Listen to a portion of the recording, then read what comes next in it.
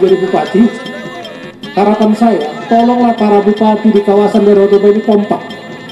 Tolonglah.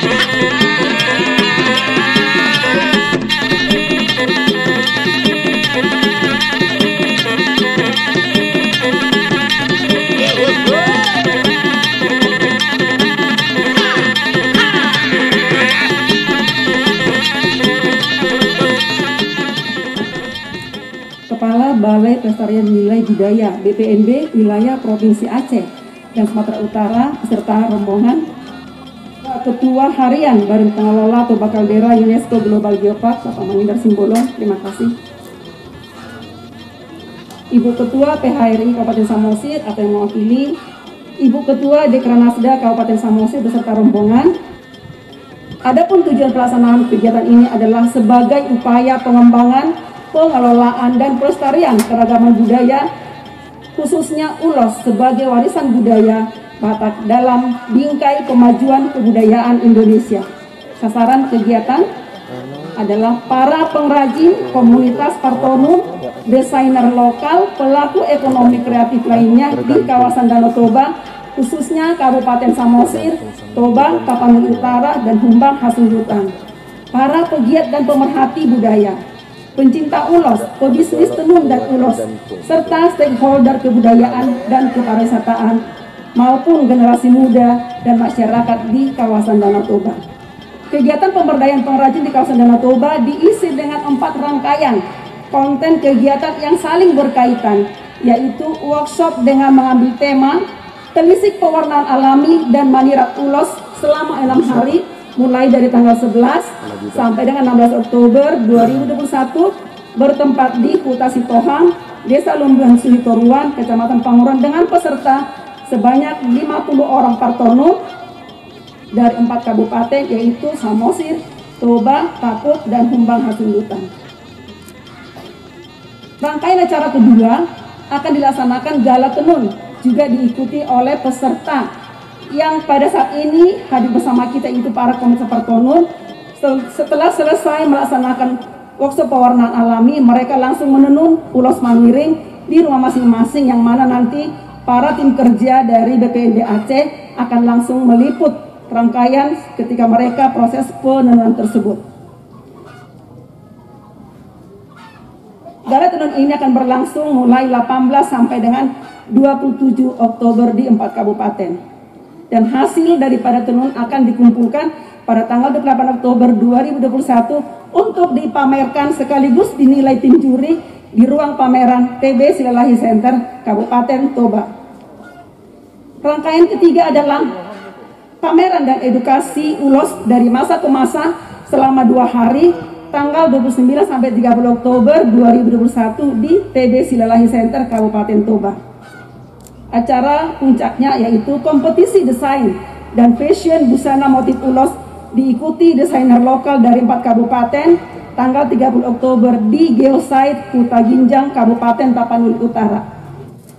Kegiatan ini diharapkan menumbuh kembangkan kecintaan dan kebanggaan bagi para penenun karena telah memilih profesi sebagai partonon atau penenun dan sebagai sumber mata pencaharian utama dari sektor tenun tradisional, sehingga layak diberi penghargaan berupa julukan atau sebutan sebagai pelestari budaya.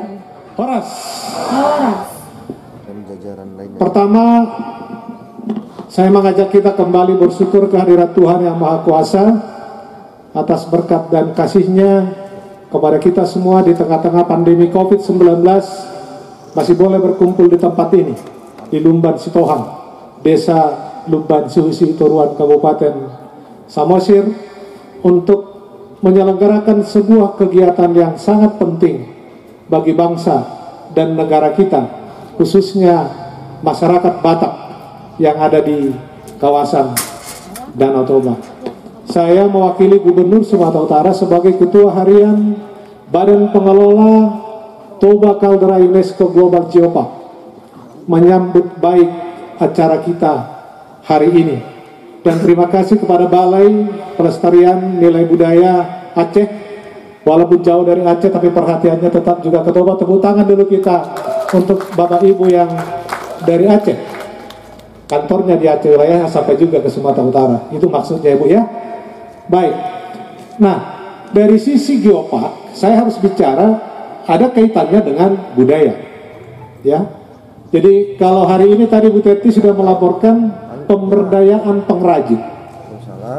Pengrajin di bidang sebuah produk budaya yaitu ulos. Itu juga menjadi bagian yang tidak terpisahkan dari geopark. Geopark Taman Bumi itu memadukan 3 unsur. Yang pertama adalah keragaman geologi, penciptaan bumi kita ini, atau disebut juga warisan geologi, geoheritage, geodiversity. Yang kedua, dengan terbentuknya proses bumi di kitab suci masing-masing juga sudah ada. Sebenarnya juga tidak lepas dari situ.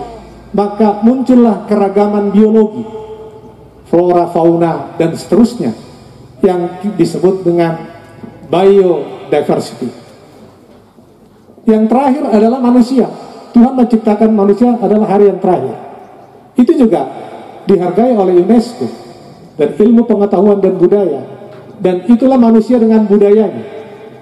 Setelah ada alam dengan landscape yang sedemikian rupa, ada flora fauna untuk bahan kehidupannya, energinya, dan seterusnya, maka tinggallah manusia itu dan membentuk sebuah budaya, kebiasaan yang baik.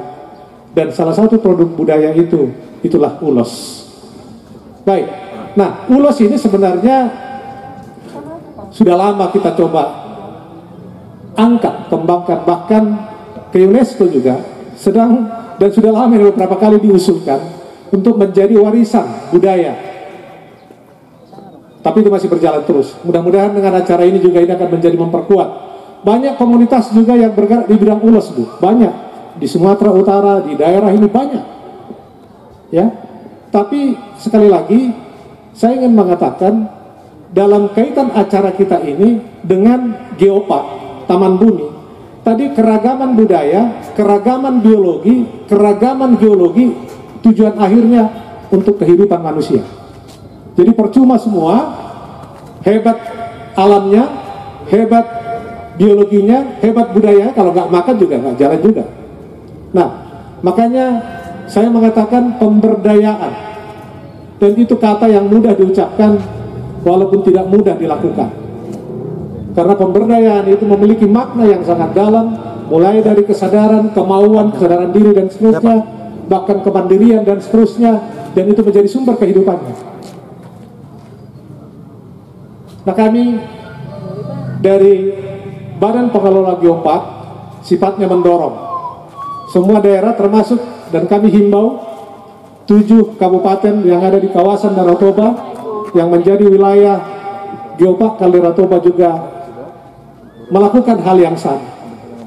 Bagaimana cara kita masing-masing, dari tugas pokok kita masing-masing memberdayakan masyarakat kita untuk melestarikan nilai budayanya, tapi sekaligus ada ekonomi kreatifnya di sana.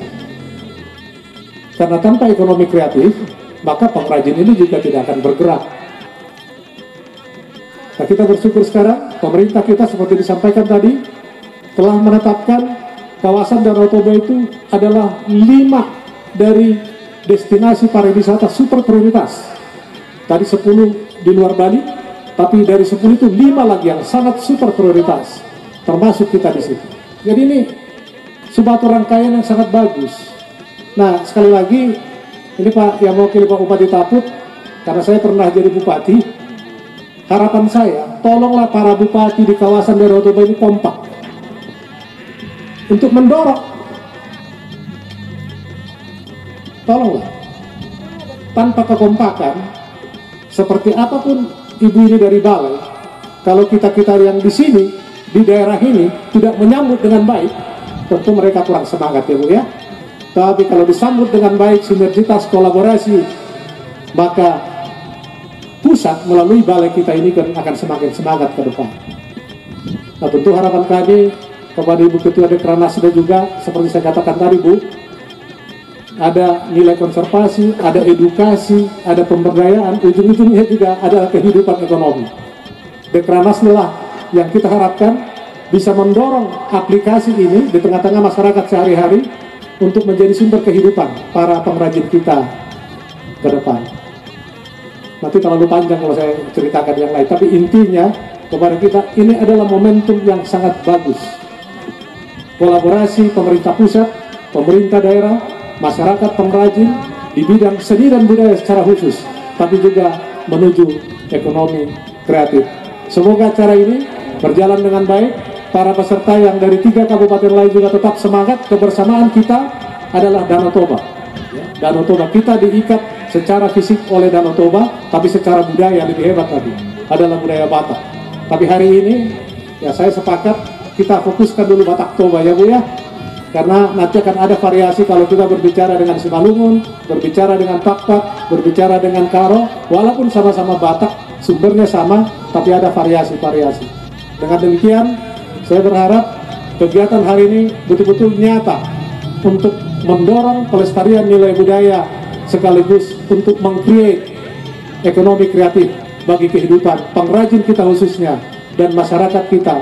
Dan kita berdoa ke depan pandemi ini secara berangsur-angsur akan bisa turun, bisa semakin pulih, sehingga geliat pariwisata kita bisa pulih kembali.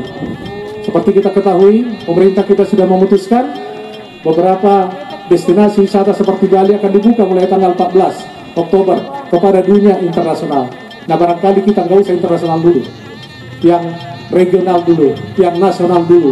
Ini menjadi peluang, karena produk-produk yang dihasilkan oleh Dekranasda, khususnya pengrajin kita harapkan juga tidak hanya dikonsumsi oleh masyarakat lokal, tapi juga dikonsumsi oleh masyarakat yang datang berkunjung ke daerah kita ini menjadi souvenir. Semoga Tuhan memberkati kita. Sekian dan terima kasih. Horas, horas, horas.